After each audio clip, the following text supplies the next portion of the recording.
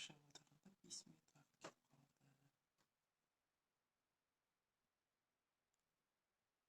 Мен көрініп тұрмын ба, естіліп тұрмын ба? Кім айта алады екен? Толқын, сәлем. Мен бұл қазір көрініп тұрмын ба, естіліп тұрмын ба? Нормально ма? Нормально дейді. Иә, жарайды, рахмет. Енді қайырлы кеш. Бәріңізбен кездесіп отырғаныма өте қуаныштымын. Бүгінгі күні осы Instagram желісі арқылы сіздерге бүгін өзімнің білгенімше wellness өнімдері туралы барынша сіздерге айтып түсіндіруге тырысамын. Жақсы естіліп көрініп тұр дейді да. Қош келіп жатсыздар, қыздар. Енді менің аты жөнім Рыскүл Мусина.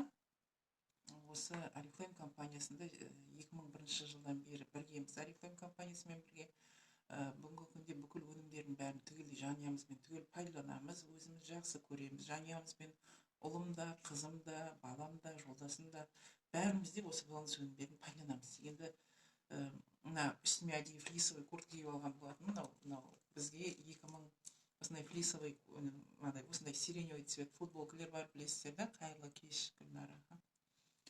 Мына сондай футболкалар бар, және де мына флисовый куртканы бізге 2012 жылы Швецияға барғанда wellness бойынша мынандай жолмен, картамен жүру керек болды.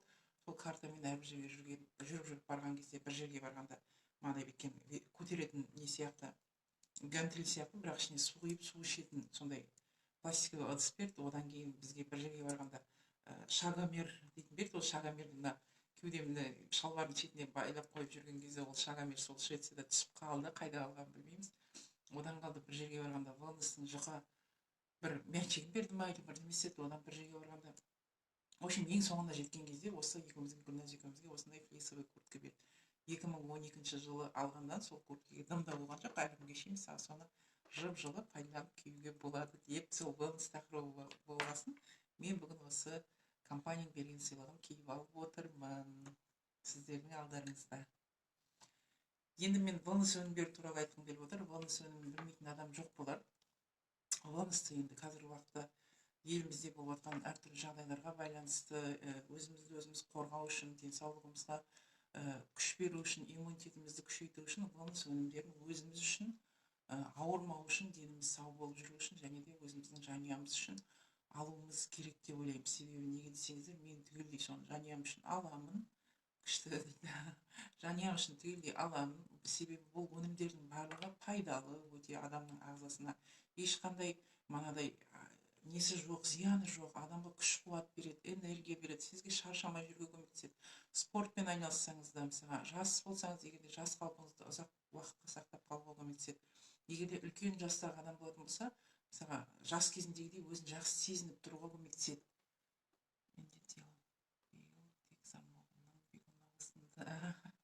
Иә, бигуногын ауыстырып алуға болады. Басқа еш мәні жоқ. Еш мәні жоқ, иә, айтатын жоқ. Ұзаққа кәдімгідей жетеді.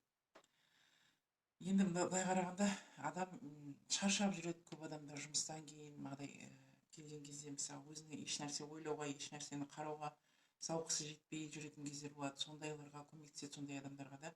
Одан қалды мысалы, егер бір адамдар болады арықтағсам деп жүретін болады, бір адамдар болады толықтасам деп жүретін адамдар болады. Сондай адамдарға коррекция веса жасауға көмектеседі бұл өнімдер. Және де мысалы кішкентай балаларға арналған wellness өнімдері бар.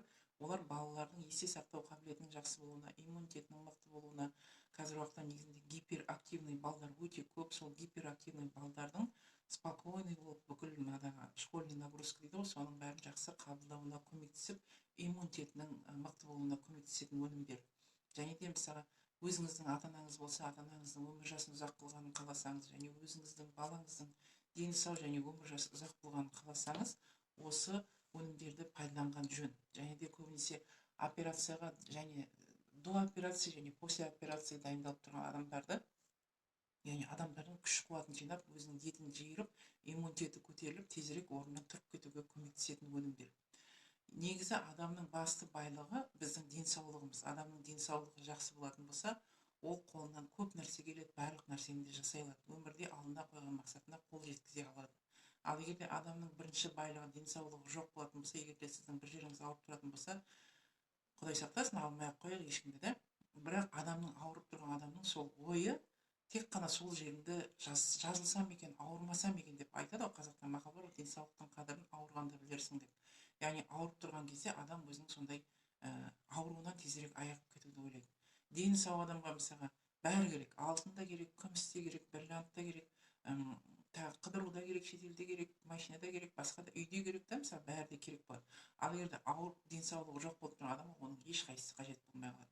Сондықтан өмірде алдыңызға қойған мақсатқа жету үшін басты байлық денсаулығымыздың жақсы болу үшін біз өзімізге өзіміз үлкен көмек көрсете аламыз. Негізі айтады ғой, денсаулық 100% адамның денсаулығына, мысалы біреу айтады, ой, менің генетикам сондай әсер етіп жатыр, не болмаса біреу айтады, бізде экология жаман ғой, қайда одан сондай болу, күшті болып жүру деген сияқты, мысалы сөйтіп айтатын адамдар болады. Не болмаса медицинаны жамандап кететін адам болады. Оказывается, 100% адамның денсаулығы болатын болса, соның тек қана 20%-ына экологиялық ахуал әсер етеді екен адамның денсаулығына.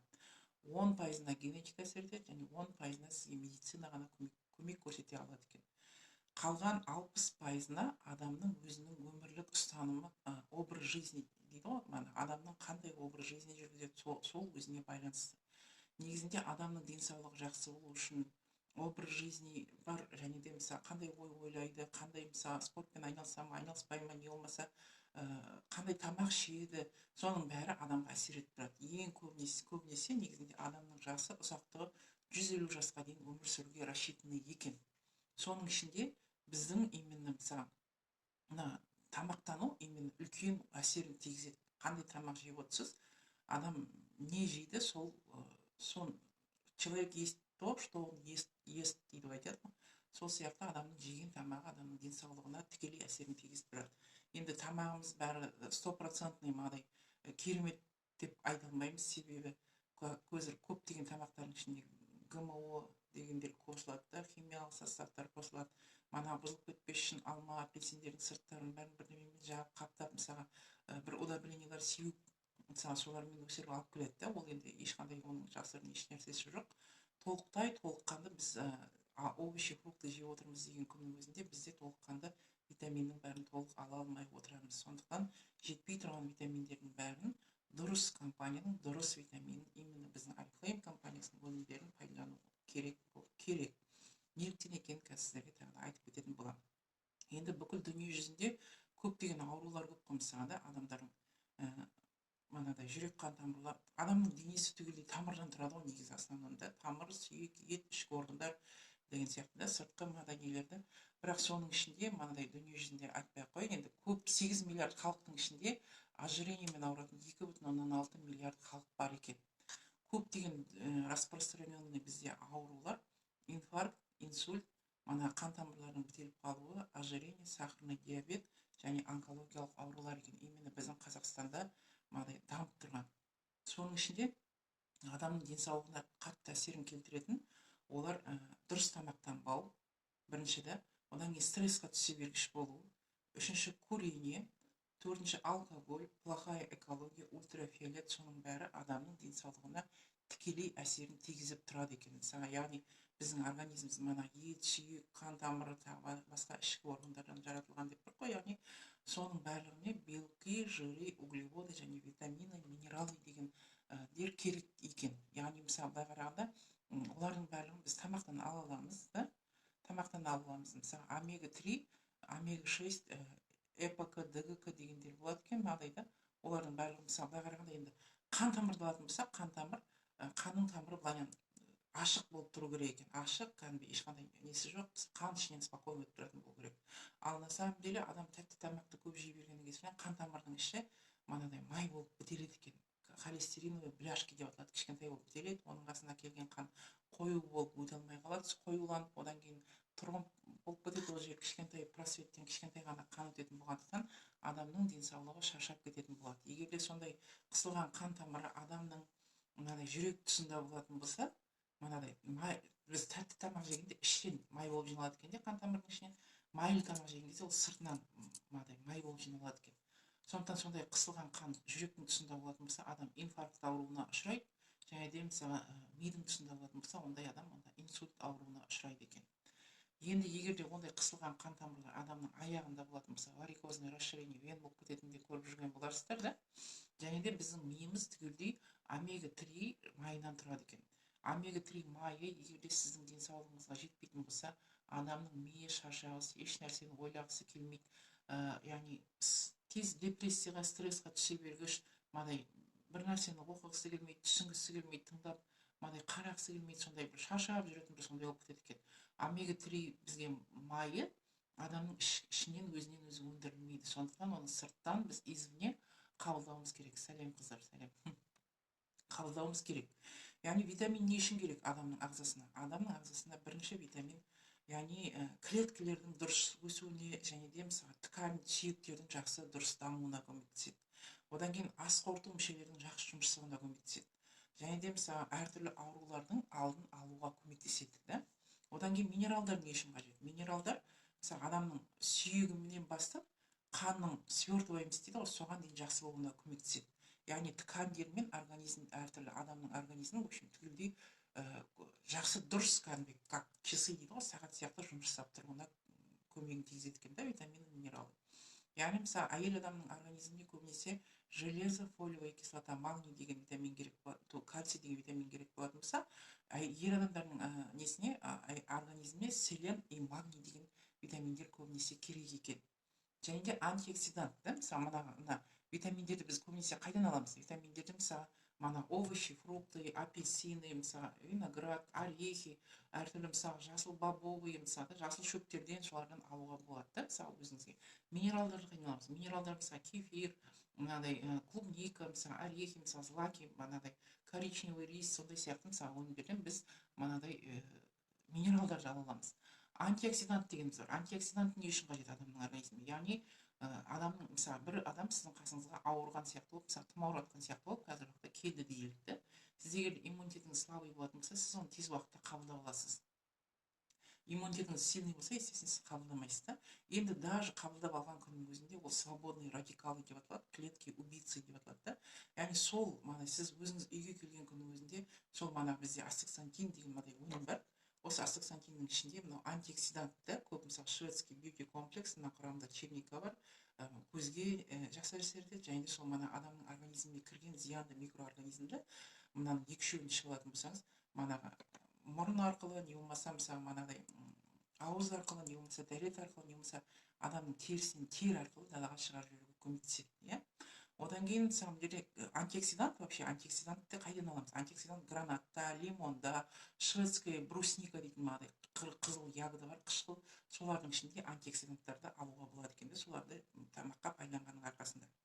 Және де клетканың мынадай свободный радикалды клетки убийцыды шығарып жіберуге көмектеседі, адамның ішкі және сыртқы старениені тежеуге көмектеседі, және әртүрлі аурулардың алдын алуға көмектеседі екен. Және де біз өзіміздің денсаулығымыз жақсы болу үшін мен астаксантинді аптечка ретінде пайдаланамын.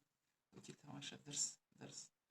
Енді мысалы жерде біздің денсаулығымыз жақсы болу үшін, енді Гүлжанда бұл жерде біледі, әрбір адамға кем дегенде 2 литр су ішілу керек. Күнделік, күн ұзағына, да, мысалы жас болсаңыз комнатный температурадағы суды ішуге болады.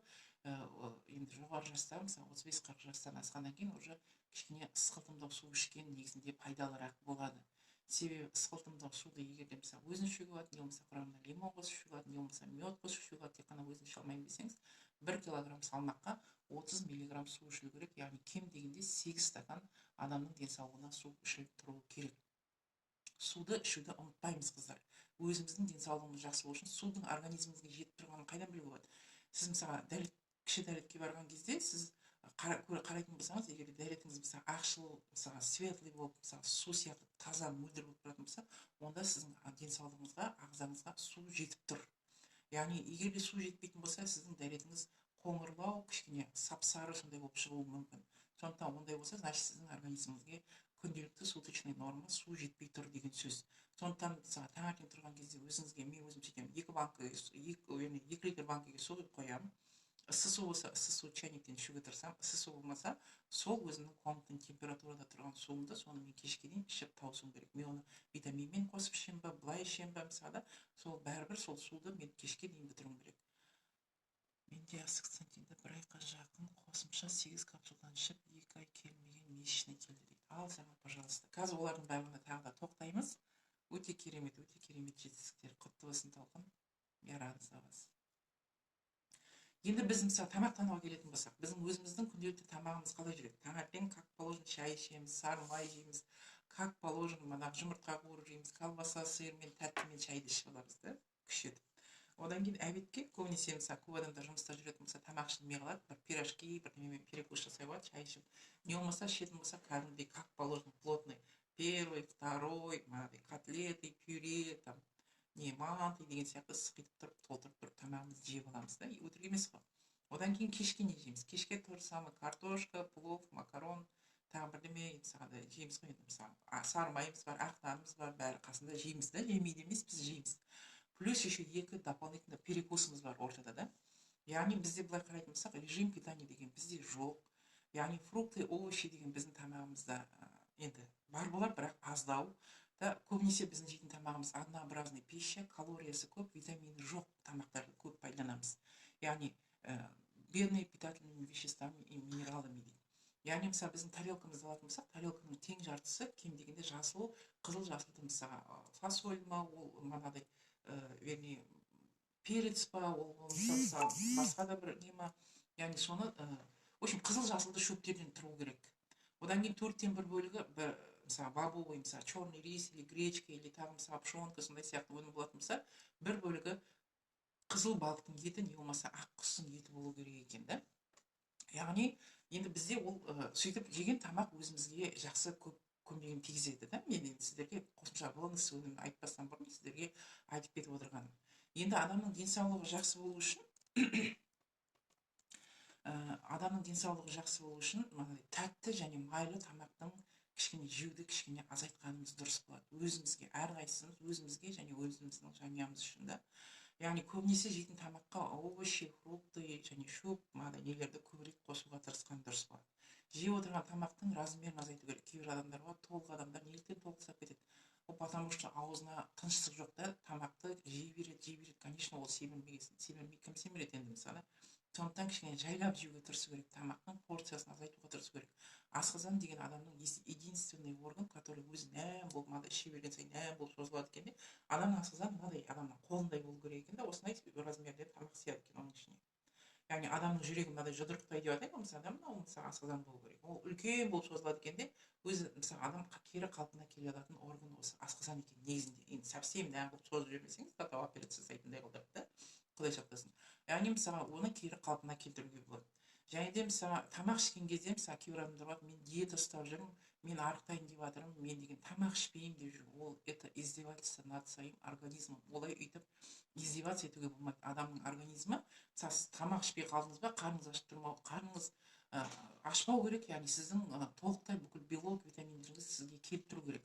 Яғни сіз тамақты ұзақ уақыт ішпей қалатын болсаңыз, сіз бір ішкен кезде мысалға арасында екі есе үш есесін жеп алуыңыз мүмкін. Потому что организм еще білу салады да, оның организм бай болып атылар жетсейді екен. Мынау тамақ ішпей қалса, маған мынау тұра берсін запасқа, мен соны сол жақтан алам деген сияқты болады екен да. Және де мысалы аздап жесеңіз де кем дегенде мысалы уақытылы тамақ жеуге тырысқан дұрыс. Және де мысалы жеп отырған тамағыңызды кем дегенде 15 рет 30 рет шайнаған дұрыс. Мысалы шайналып кеткен тамақ, біріншіден сіздің тісіңізден шайналып кеткен тамақ асқазанның жақсы қорытып жан жаққа дұрыс распределение жасауына көмектеседі. Одан қалды мысалы мен өзім бұрын әкем қайтты енді бұрын да, сол мынадай жасы 45-ке келсе де мынадай ұзын бойлы арық әп-әдемі сондай жігіт болды. Ол дейтін тамақты шайнағанда вообще ол тамақ онымен бірге шайнап болғанша біздің аузымызда тамақ қалмай қалады, ол кісі әлі шайнап отыратын еді марқұм да, сөзім ауыр болмаса. Яғни соның арқасында ол кісі жіптіктейіп сол мынадай арық күйінде сол мынадай жүрді, болды деп айтып отқаным. Және де мысалы мүмкіндік болынша активный болуға тырысайық. Және мысалы сіз спортпен айналысуға мүмкіншілік болмаса, жайлап спортпен, гимнастикамен үйде жүргенде айналысуға болады. Егер де ондай мүмкіншілік болмаса, самый лучший вид спорта это ходьба. Яғни мысалы күніне 10 мың шақ, кем дегенде 5 мың, артық дегенде 10 мың шақпен жасап, өзіңіз жүретін болсаңыз, өзіңіздің денсаулығыңыздың, қан айналыстың жақсы болуына көмектеседі. Және де жүргенде просто бір неде қолыңызды қозғалтпай жүрмей, қолыңызды бәрін қозғалтса деніңіз сау, былай қозғалтып жүретін болсаңыз, яғни бүкіл органның бәрін мына айтады, скандинавский палкамен жүреді ғой адамдар. Сол сияқты сіз өзіңізді сөйтіп жүретін болсаңыз, бүкіл мына жүрек қан тамырларының жақсы жұмыс жасауына, арқаның, лопатканың, кеуденің мына ішкі құрылыстың бәрі сіз жүріп келатсыз, еще плюс түгелдей бүкіл органның бәрін жұмыс жасауға көмектесіп келе жатасыз. Сондай қылдырып жүруге болады да. Және де мысалы стрессқа поддаваться етпеуге тырысқан жақсы барынша. Және кем дегенде 8 сағат уақытында ұйықтап тұруыңыз керек. Яғни әрбір орган кешке қарай мысалы сағат 10-нан 11-ге шейін печень жақсы жұмыс жасайтын кез екен, 11-ден 12-ге шейін асқазан жақсы жұмыс жасайтын кез екен. Сол кезде ұйықтап жататын болса адамда, яғни мысалы 12-ден кейін басқа, мысалы 12-ден 1-ге шейін бір органның жақсы жұмыс жасайтын кезі, яғни сол уақыттарда сіз ұйықтамайтын болсаңыз, сол органге өзіңізге көмек бермей, яғни сіз шаршап тұрады екенсіз. Сондықтан уақытында жатып ұйықтап, уақытында мысалы ертерек жатып ұйықтап, ертерек тұруға тырысқаныңыз жақсы болады да. Енді мен мысалы тамақ туралы айтып отырмын. Енді дұрыс тамақтану керек екендігін туралы түсінген боларсыздар деп ойлаймын да. Яғни енді бүгіннен бастап мысалы болды, бүгіннен бастап біз шөп жейміз, мынадай не жейміз, балық жейміз, ақ құстың етін жейміз, бешбармақ жемейміз, бауырсақ жемейміз, болды деп айта аламыз. Біз айта алмаймыз да. Себебі біз қазақпыз, бізге ет жеген ұнайды, бауырсақты жақсы көреміз да. Яғни мысалы, яғни біз үйреніп қалғанбыз солайынан не істеп. Енді не істеу керекпіз сонда оның шешімі қандай? Оның шешімі бар. Оның шешімі бізде мысалы мынадай шетелде көбінесе оны диетические добавки деп атайды. Мынадай адам соны алған кезде, мынадай алатын кезде, сондай диетикалық қоспаларды алған кезде оның натураль және ешқандай зияны болмағандығын қалайды любой адам. Және кім шығарды, қай жерде шығарды, қалай зерттелді ма, ол зерттелген жоқ па, действительно научный подходпен жасалған нәрсе ме, или тек дәм болсын коммерческий цельде шығарылып қойған нәрсе ме деп адам оның бәрін ойлайды да. Қай ел шығарды, оны сенуге болатын ел ме, болмайтын ел ме, және оның бағасы қанша деген адамда сұрақ туады. Енді мысалы былай қарағанда мына жерде бізде wellness өнімдерін, өзімнің пайдаланатын өнімдерімді түгелдей алып келген болатынмын. Мынадай мысалы мынадай wellness өнімдері, мысалы коктейль бар, пэк бар, яғни мысалы женский мужской пэктер бар. Яғни бұл өнімнің барлығын компания Швецияның, мысалы кеше Алмагүл айтып кеткен болатын, 5 заводы бар деп. Мына компанияның плюс еще wellness заводтары бар шығаратын. Яғни мысалы мына пэк, мына мужской женский пэкті Швецияда шығаратын болса, Швецияның Игелиоза дейтін жерінде зерттеу институты бар да. Яғни мысалы мына коктейльді Германияда шығарады. Яғни мені қараңыздар, бұны шығарып тұрған, бұл өнімдерді шығарып тұрған 10 жыл, 8 жыл, 10 жылдап зерттеген профессор Стикстен деген адам. Профессор Стикстен врач-кардиохирург, кандидат медицинских наук, мынадай Нобелевский премияның лауреаты. Яғни ол шетелде, мысалы өзінің тағы да мысалы профессор Свен Улов, Исаксон, профессор Йорген Сируп, мысалы әртүрлі мысалы мынадай кешегі толқындар Аке Лигно мысалы фотоға түскен адамдардың барлығы, мысалы терін зерттеу әртүрлі адамдар, әртүрлі деңгейдегі үлкен дәрежедегі дәрігерлердің зерттеуімен, есептеуімен, тексеруімен 8 жыл, 10 жыл бойына зерттеліп, содан кейін барып шыққан өнімдер. Яғни бұл өнімдердің пайдасы қандай? Бұл өнімдердің барлығы адамның денсаулығына жақсы болуына көмектесу үшін шығарылған өнімдер, өте жоғары стандарт сапамен шығарылған. GMP деген бүкіл дүние жүзінде ең жоғары сапаны білдіреді, белгімен белгіленген, және де Қазақстан тағамтану академиясымен рұқсат етілген. Енді мына жерде бірінші коктейльді айтпастан бұрын бірінші Стикстен деген кісі туралы айтып кетейін. Стикстен деген адам 45 жылдан астам ішкі органдарды пересадка жасаумен айналысатын адам. Яғни ол кісі дүниеге профессор атағын алу үшін олар өмірде болмаған ешқандай адамзатқа пайда келетін бір нәрсе ойлап шығару керек екен. Сол себепті мынадай ол кісілер мындай атақты просто так бермейді екен да шетелде. Яғни шетелде бермейді, яғни ол кісілер сондай мынадай ең бірінші изобретениесі өзінің ішкі органдарды, мысалы донорский органдарды кем дегенде 48 сағат сақтауға арналған мынадай сұйықтығы бар аппарат ойлап шығарған. Бірінші изобретениесі қазір уақытта бүкіл дүние жүзіндегі скорый машиналардың ішінде бар ол аппаратта. Одан қалды шетелдерде көбінесе фастфуд жегеннен көбінесе толық семіріп кеткен адамдар көп екенін білесіздер да. Яғни сондай адамдар жүрегі қысылып ауырып қалған кезде кеудесіне барып просто адам басып массаж жасау қиын екен да, себебі әлі келмейді адамның. Сондай болмас үшін сондай адамдарға көмек ретінде қандай объем болса да Лукас деген аппарат қандай денесі болса да ойлап шығарды, үстінде біткен помпа сияқты басып тұратын бар. Механически басылып тұрады, анау өзі скорый келгенше адамның өліп қалмауына көмектесетін аппарат екен.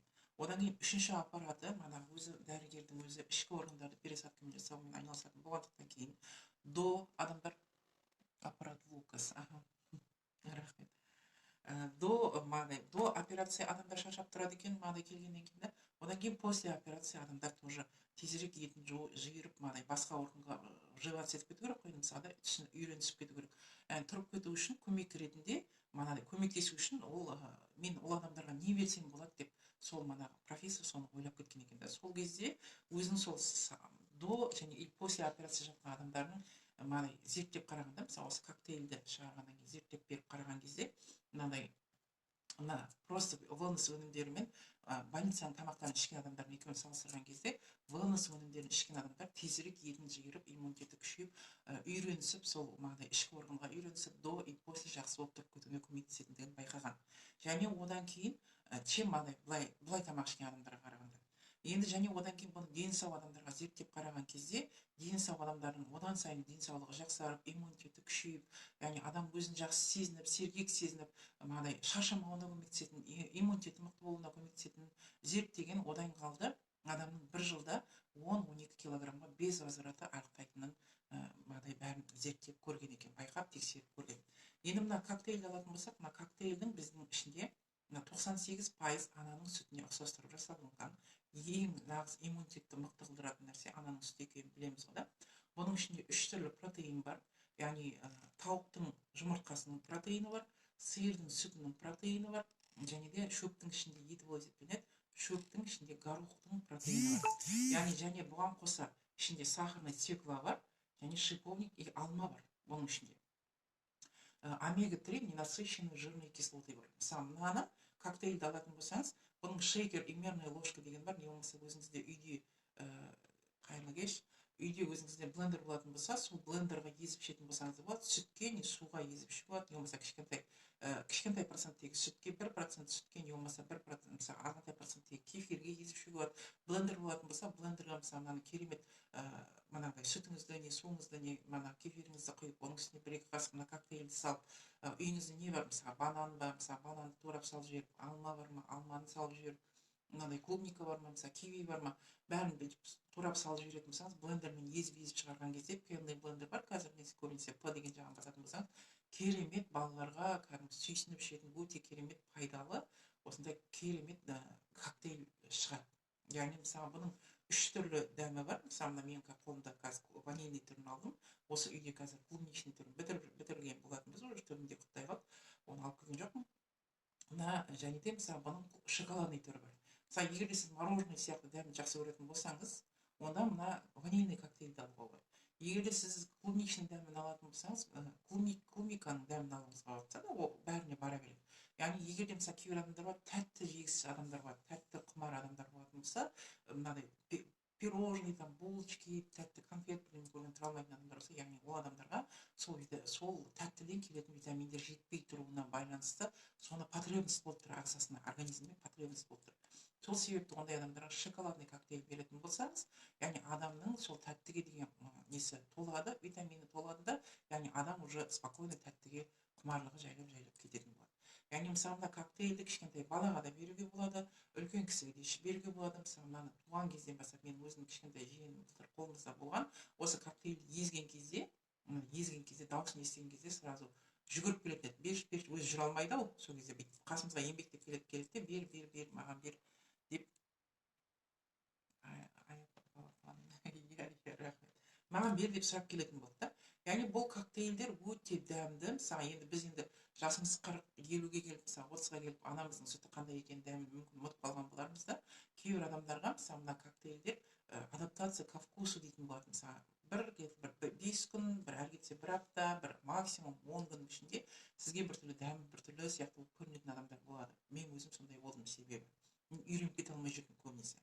Артынан үйреніп кеткеннен кейін дәмі керемет, кәдімгідей прям с удовольствием ішіп алатын коктейль.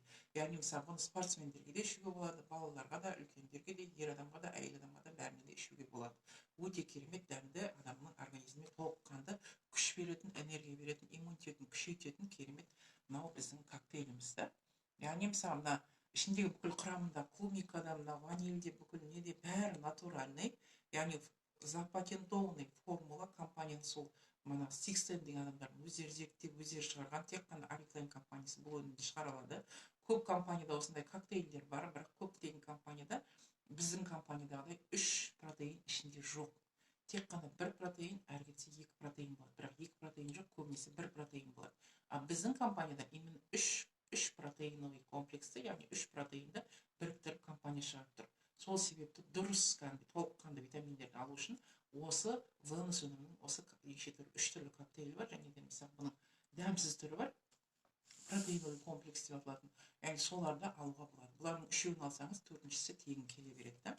Клинический подтвержденный эффект. Сіз бұған сенесіз бе, сіз бұған сенбейсіз бе, сіз бұны ішіп отырсыз ба, мысалы витаминмен қосып, витаминді де айтамын ғой, витаминмен қосып шығарса, сіз бұған сенбесеңіз де, бұл уже сіздің бір су, мысалы мынаның ішінде 21 порция болады, 21 күнге жетеді. Күніне 1 мезгіл ішуге болады, 2 мезгіл ішуге болады. Мысалы енді ақшаңыз жететін болса ала беруге болады, енді 3 мезгіл ішуге болады да. Яғни сіз бұны ішіп жатсыз ба, сіз сенесіз ба, бұған сенбейсіз ба, бұл уже өзінің клинически доказанный эффект, ол өзінің организмдегі жұмысын жасай береді. Сіз уже өзіңізді жақсы сезініп, яғни мысалы бұлар негізінде емделуге арналмаған адамдар, бірақ на самом деле адамның ағзасына толыққанды витаминдердің, жетпей тұрған витаминдер толығуының арқасында көптеген адамдар ағзасы деген толы целый бір организм ғой мынадай да. Мысалы докторға барсаң, жүрегің ауырып десе, жүрегіңе емдейтін дәрі береді, ол саған басқа жерге әсер етуі мүмкін да. Бізде компанияда олай емес. Мысалы адам толық организм өзі күші жиналып, иммунитеті нығайғанның арқасында әртүрлі ауруларын өзін-өзі организм жеңіп шығара алатын деңгейге жетеді. Мысалы осы коктейль өнімдерін, витаминдерді мысалы ішкеннің арқасында беременный бола алмай жүрген адамдар, беременный болғандары, және де мысалы әртүрлі ауруларды жеңіп шыққан адамдар өте көп. Интернеттен іздеп қарайтын болсаңыздар, бұлардың барлығын қарап көре аласыздар. Және де бұл өнімдерді беременный адамдарға ішуге болады, кто планирует беременность ішуге болады, және де мысалы после беременности, после родов, яғни ішуге болады. 150 грамм суға шайқағанда қоюға болып қалмақтары болады дейді. Сондықтан блендермен езген жақсы негізінде да.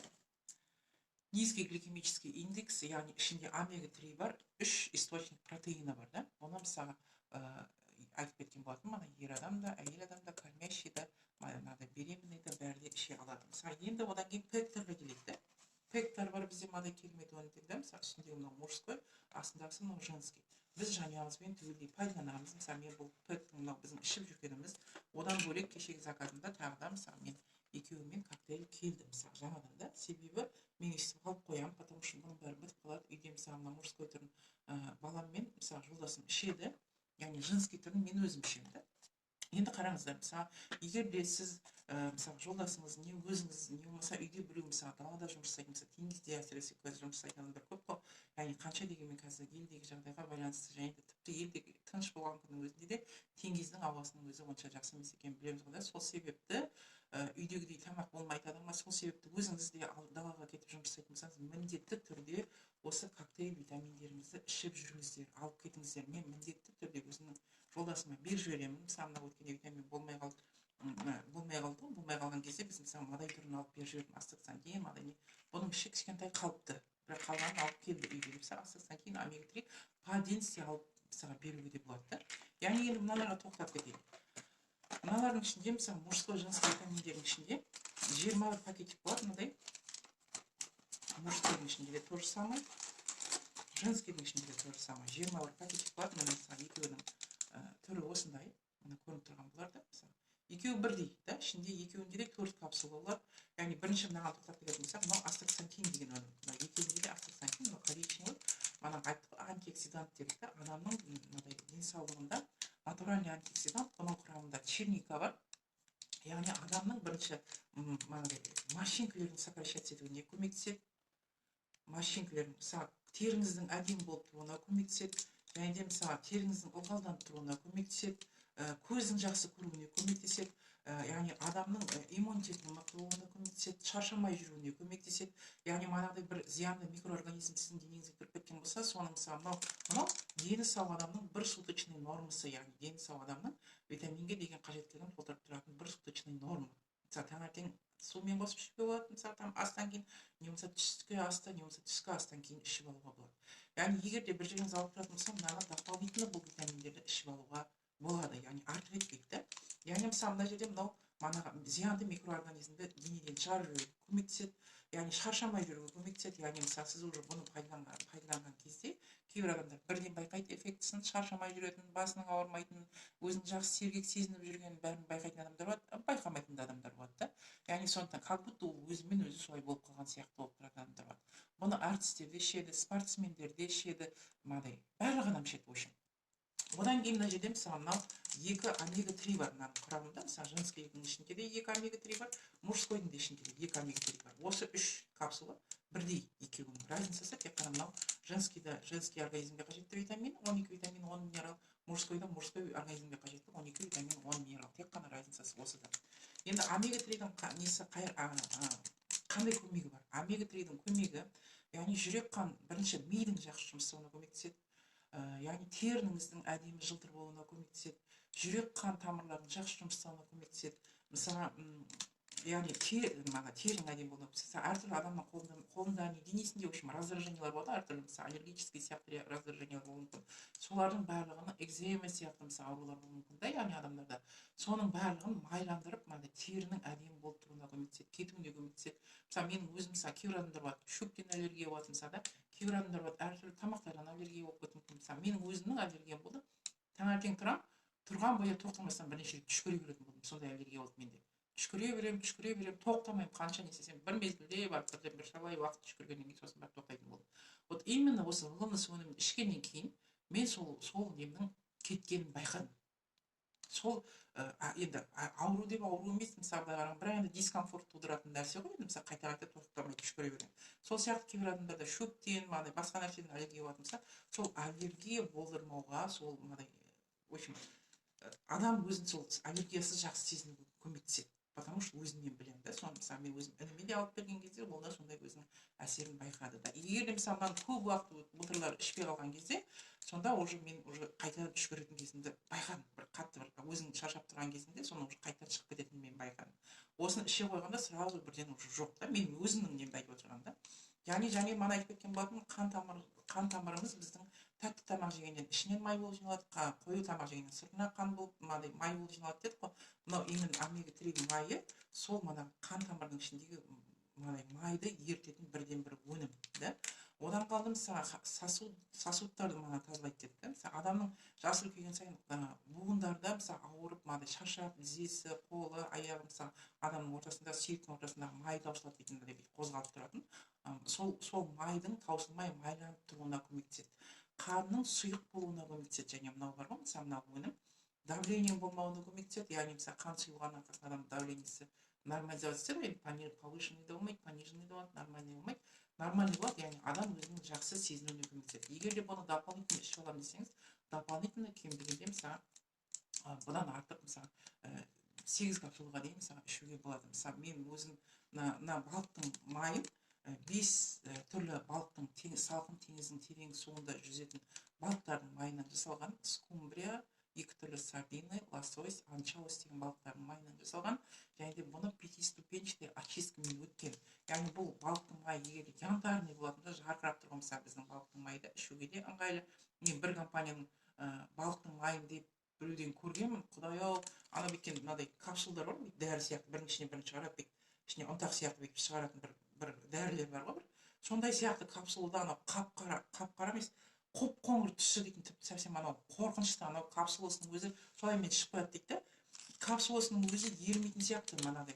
Егер мысалы омега-3-дің сапасы жоғары болатын болса, мынадай жарқырап тұрады, янтарный болып. Мен айтамын сонда, құдай-ау біздің омега-3 дейтін керім екен ғой, ішкенде де ыңғайлы, түрі де әп-әдемі деп өзім сөйтіп ойладым. Бірақ ол кісіге енді ішем деп отырғасын, ештеңе дей алмадым, жақсы.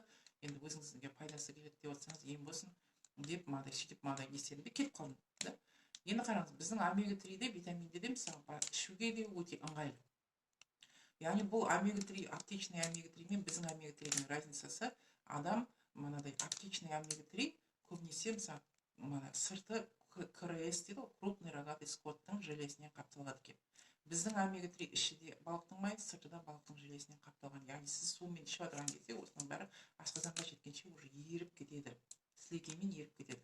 Яғни мысалы крупный рогатый скот қапталғандықтан кейін ол еріп болмайды. Адам мысалы аптечный омега-3 ішетін болса, бір 10 күн 20 күн не бір ай ішкен кезде адамның терісінен, терілген кезде денесінен және мочасынан, мысалы дәретінен, в общем, мынандай шашынан ұстаған кезде мысалы теріледі ғой, адам басы да теріледі мысалы да, сол кезде ұстаған кезде сол жердің бәрінен балықтың иісі шығып тұрады екен.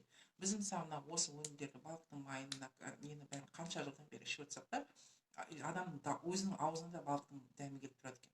Мынаны қанша ішіп отырсақ та, бұл уже тамақтан кейін ішесіз, тамақтың бірге ертіліп қосылып кеткенде бірге араласып, яғни ешқандай дәмі де жоқ, ешқандай иісі де жоқ, мысалы ешкімде да. Өте керемет балықтың майы осындай да. Бұны отдельно сатып алуға болады. Және де мысалы мына жерде адамның организміне қажетті мынау 12 витамин, 10 минералдан құралған мынау мынадай витамин, мысалы әйел адамдікіне әйел организміне қажетті, ер адамдікіне ер адамның организміне қажетті В1, В2, В3, А1 демек. В общем, білмеймін ау не зат екенін, толып тұр 12 витамин, 10 минерал. Көп компанияда витаминдер бар. Соның ішінде бұл витаминдерді толыққанды 12 витамин, 10 минералды қосу өте қиын екен. Ол послойно нанесениемен жасалады. Яғни мысалы адам бұны аппарат өте жоғары деңгейдегі аппарат болу керек, яғни өте жоғары деңгейдегі сырье болу керек оның барлығы да. Яғни мысалы соны компания біздің соны жасап тұр. Көп компанияда осындай витаминдер бар. Әрі кетсе 5-6 витамин, 4-5 минерал болады екен. Біздің компаниядағыдай 12 толыққанды адамның организміне толық қажет 12 витамин, 10 минерал деген жоқ екен. Яғни бұл витаминдер организмнің жақсы жұмыс жасауына көмектеседі, иммунитетіңіздің жақсы болуына көмектеседі, клеткалардың жақсы обновление болуына көмектеседі. Мысалы бізде клетка дейміз ғой да, мысалы адамның организмі түгелдей клеткадан тұрамыз ғой да. Клетканың обновлениесі где-то 80-90 күн болады екен. 80-90 күннің ішінде первое обновление клетки, яғни мына компания не үшін береді? Мысалы үшеуін алсаң төртіншісі тегін. Яғни бұның төртіншісін тегін алып ішіп болған кезде 84 күн өтеді екен. Яғни 80-90 күннің ішінде адамның организмі первое обновление клеток болуына байланысты соны байқайды екен. Егер сіздің бір клеткаңыз ауырып тұратын болса, ол 80-90 күннен кейін өлген кезде өзінен кейін слабый клетка туып кетеді екен. Егер сіз көмек көрсетпейтін болсаңыз, ол клетка мысалы мынадай клетка тұрған, яғни оған көмек көрсетпейтін болсаңыз, ол өзінен туатын клетка слабый клетка тудырып кетеді. Мысалы қолыңызды кесіп алсаңыз бір жеріңізді, ол өзімен-өзі клеткасы туып бірігіп жазылып кетеді ғой, білесіздер да. Сол сияқты адамның организмінде постоянно обновление клетка болып тұрады. Яғни егер сіз көмектеспейтін болсаңыз, бір жеріңіз ауырып тұратын болса, одан туатын клетка слабый клетка туып кетеді. Ол клетка мысалы 80-90 күн өмір сүрмейді, 70-80 күн өмір сүруі мүмкін. Одан туатын клетка ол слабый болып, сіз ешқандай нәрсе беріп көмектесіп жатқан жоқсыз, өзіңізге өзіңіз бұрынғыша жүре беретін болсаңыз, одан туатын клетка, одан слабый клетка туады, оның өмір жасы одан кіші болады да. Соған байланысты адамның мынадай әлсіреуі, адамның мынадай өмір жасының қысқаруы соған байланысты болады екен. Ал егер де сіз мысалы деніңіз сау болмаса, қытай бір ауырып тұрған жеріңізге мысалы көмек көрсету үшін витаминдеріңізді, мына коктейльдеріңізді ішетін болсаңыз, яғни 80-90 күнде өзі мысалы жақсы болып жазылып қалған клеткада сіз постоянно ішіп жатсыз, витаминіңізді, тамақтың жеп тапқан витаминдеріңізді, коктейльдеріңізді ішіп жатсыз, өзіңізге көмек көрсетіп жатсыз. Сол кезде сіздің организміңіз өзінен кейін туатын клетка, ол өзінен сильный клетка туып кетеді екен. Одан кейін ол клетка кеткенде, өлгенде, ол өзінен сильный мысалы клетка туып кетеді екен да. Сол себепті адамның денсаулығы жақсарып, өмір жасы ұзаруына мана айтып тұрған көмектесетін осы витаминдер да. Яғни ер адамға және әйел адамға бөлінген, мысалы да, бөлінген 21 күн ішесіздер. Коктейльдеріңізді осыны бір мезгіл ішсеңіздер, яғни толыққанды өзіңіздің организміңізге толықтай витаминдердің бәрін барып тұрып жеткізіп тұрмын деп ойлауыңызға болады. Енді бұл витаминдерді маған керек емес, мен ішпей қояйыншы дейтін адамдар болады да. Мысалы ішпей қоюға болады. Енді егер де сіз мысалы күнделікті натуральный қаймақ жеп отырсаңыз, натуральный сүт ішіп отырсаңыз, құрт жеп отырсаңыз, натуральный мысалы таудың қасыңызда тау болса, не болмаса хотя бы орман болса, не болмаса теңіздің жағасында болып теңізге мысалы ауасымен демалатын болсаңыз да, иодированный деп та, яғни онда ішпей қоюға болар еді да. Енді қазіргі уақытта біздің ондайдың біреуі де жоқ да, ойланып көруге болатын еді мүмкін да. Бірақ в любом случае мына біздің коктейль оказывается саумалдан 3 есе артық екен. Білесіздер ме? Соны білесіздер ме? Мен соны білмейді екенмін, соны осы жақында естігем, Айжаннан естідім бірінші, сосын компанияның мынадай лидерларынан естідім да. Яғни саумалдан 3 есе күшті екен.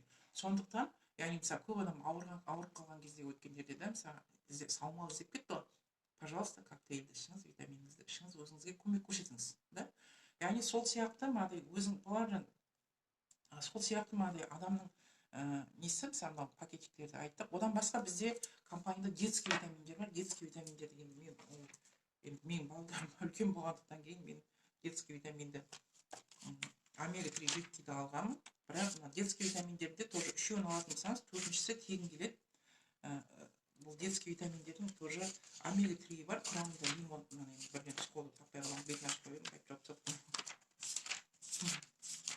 Мен айтып жатқаным түсінікті болып жатыр ма қыздар? Сұрақтарыңыз бар ма? Сұрақтарыңыз болса қоя беріңіздер. По ходу мен мынаны ашып тауып ала берейін.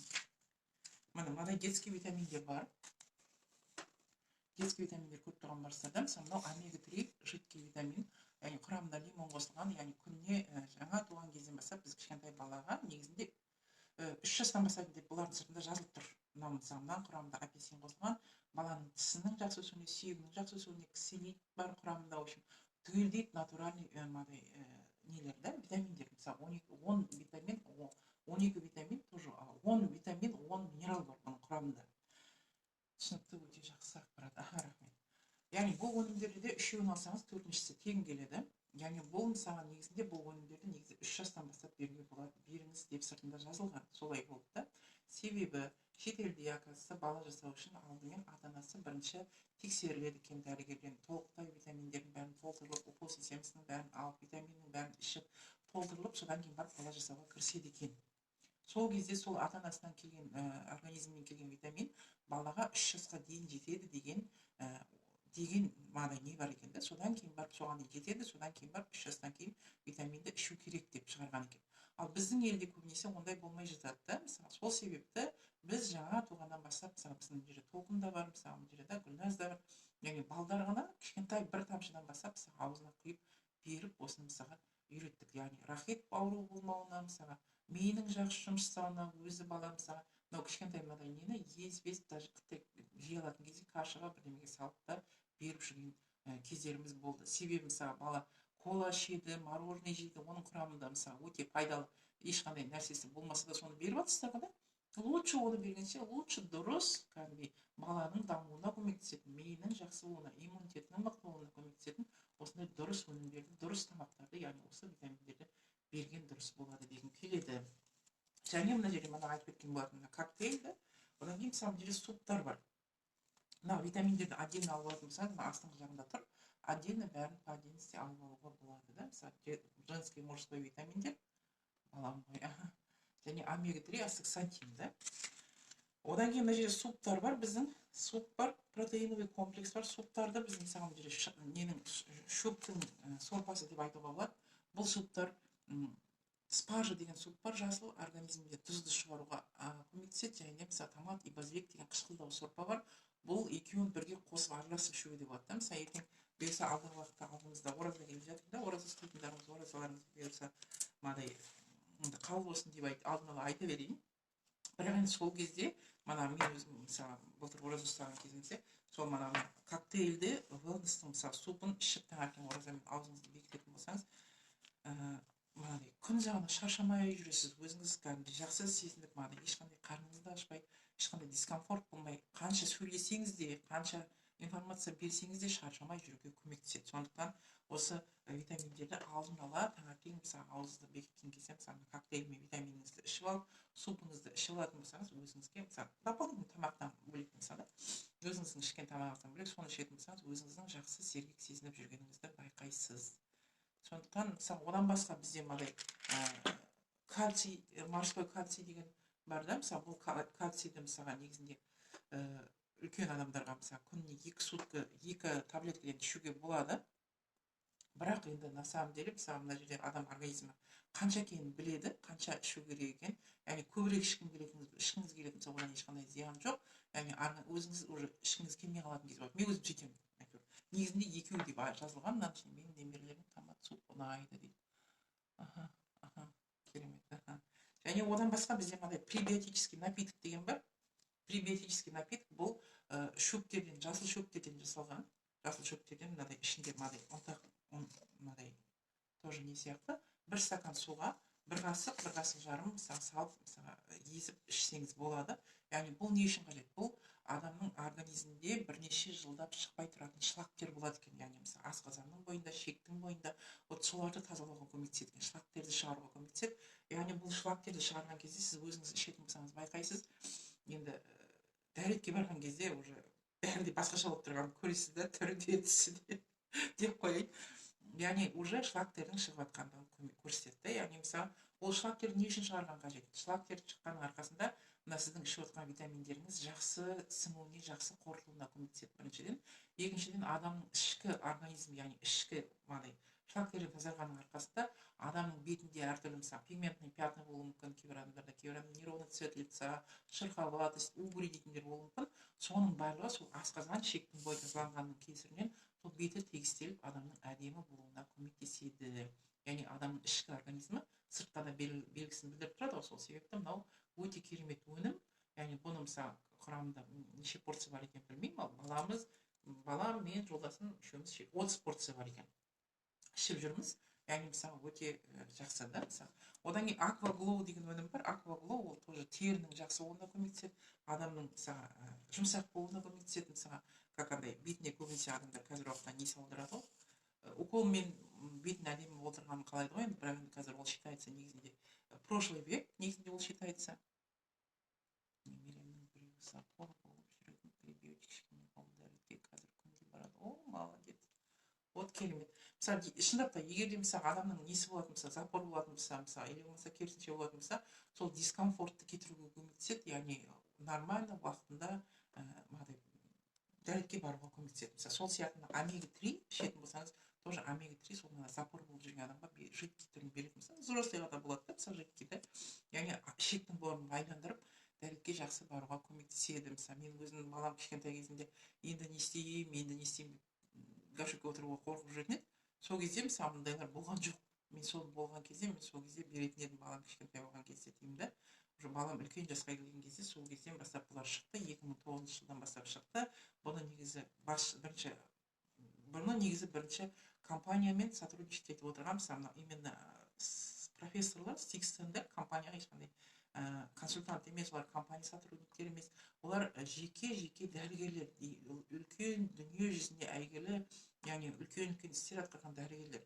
Яғни олар осы өнімдерді шығарғаннан кейін қай компания дұрыс, қай компания честно, бүкіл халықтың денсаулығы жақсару үшін қай адам дұрыстап жеткізе алады, қай консультанттары дұрыс деген сияқты таңдаған кезде Oriflame компаниясының дұрыс бірнеше жылдан бері кәдімгідей еш нәрсені бұзбастан дұрыс жұмыс жасап келе жатырғанын көргеннен кейін, яғни Oriflame компаниясымен сотрудничать етіп, сол компания арқылы бірінші ол сату үшін біздің компанияның основательдері өздері ішіп барады, одан кейін сотрудниктер ішіп барады, одан кейін директорлерге шөрік сап берді, одан кейін кеңесшілерге берді, одан кейін бүкіл халықтың қазіргі уақытта денсаулығы жақсы болу үшін осы өнімдерімізді, өзіміздің өнімдерімізді ішуіміз керек.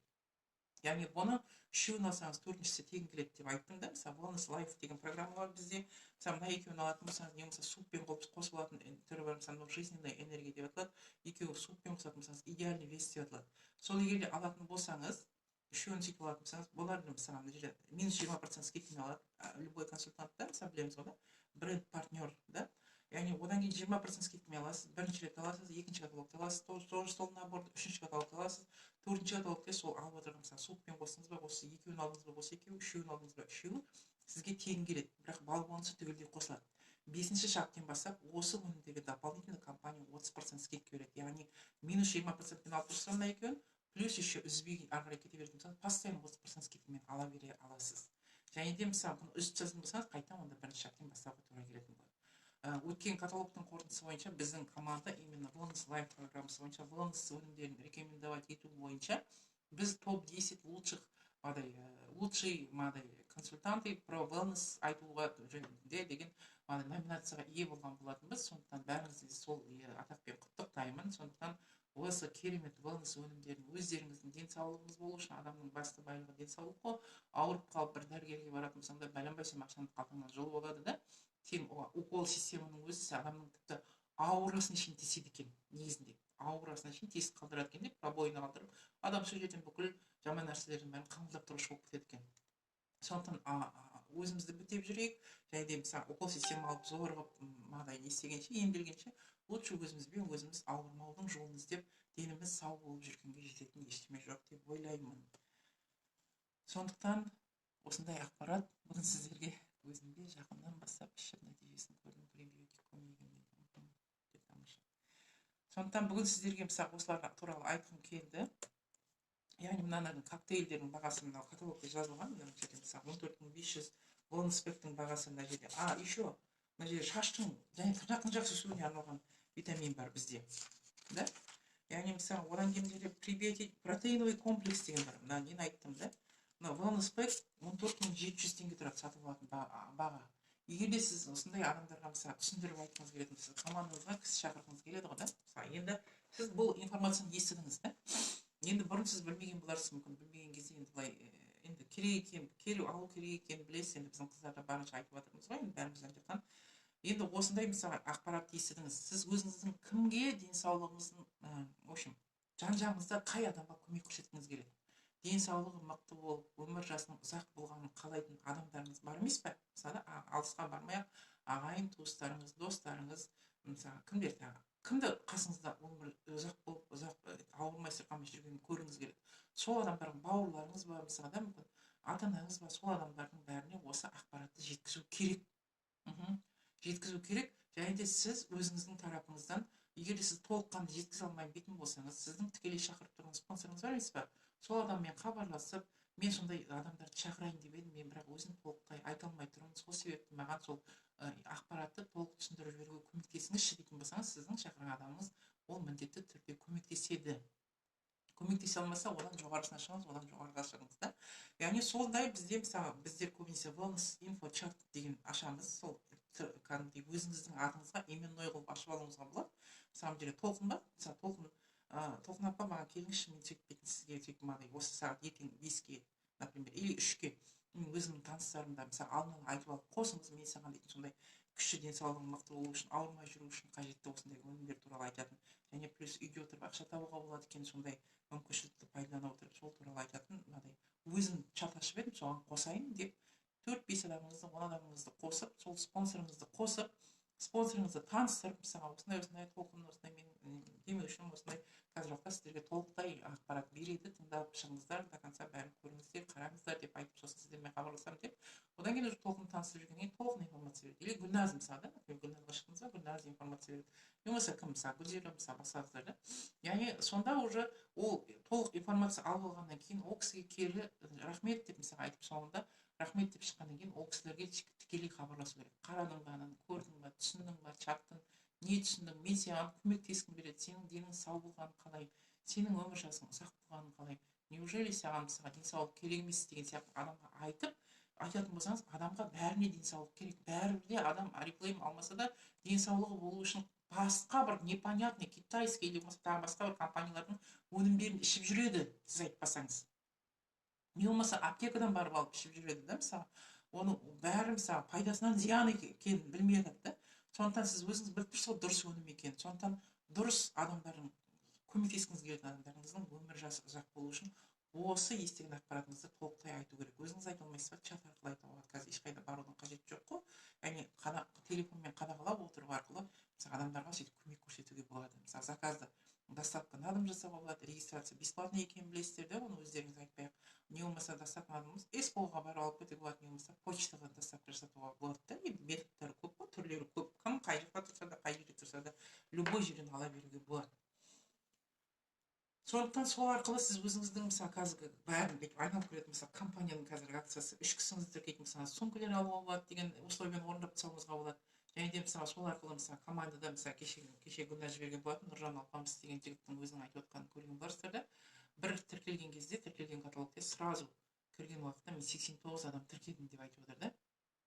Яғни сіз сондай 89 адам тіркеп, мүмкін сіз бір каталогте сізде деректесі шығып кететін боларсыз. Соның арқасында осыны айтып адамдарға көмектескіңіз келгеннің арқасында сіз по ходу өзіңіздің де алдыңызға қойған мақсатыңызға жете аласыз деп айтқым келеді. Сонымен сол енді бүгінше мен сіздерге айтқым келген, бөліскім келгені осы. Барымша айтып түсіндіруге тырыстым. Енді түсінбей қалған жерлеріңіз болса, мына видеоның астына сұрақ қойып кетсеңіз де болады, не болмаса маған жекеге шығып түсінбей қалған жеріңізді сұрасаңыз, мен сізге қуана жауап беремін. Сұрақ жоқ болса, мен эфирді аяқтайын, қыздарда. Жарай ма?